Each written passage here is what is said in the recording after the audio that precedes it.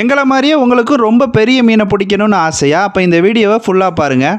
எங்களுக்கு தேவை ஒரு பெரிய மீன். அதை பிடிக்கிறதுக்காக ஒரு பிளான் பண்ணோம். ரொம்பவே பெருசாக ஒரு தள்ளு வலையை ரெடி பண்ணலான்னு சொல்லிட்டு நாங்கள் 10 கிலோவுக்கு மொத்தமாக ஒரு வலையை ரெடி பண்ணோம். இந்த வலையை ரெடி பண்ண எங்களுக்கு தேவைப்பட்ட பொருள் வலை, கயிறு, அது கூடவே நிறைய ஈயமும் தேவைப்பட்டுச்சு.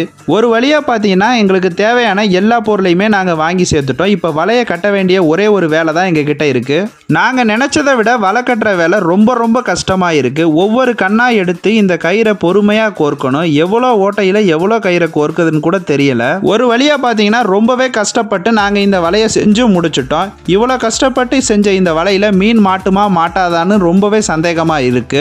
அந்த சந்தேகத்தோட வலையை தூக்கி தண்ணிலையும் போட்டாச்சு. தண்ணியில போட்டுட்டு இப்ப நாங்க உள்ள இறங்கி மீனை பிடிக்கிற வேலையை ஆரம்பிச்சிட்டோம்.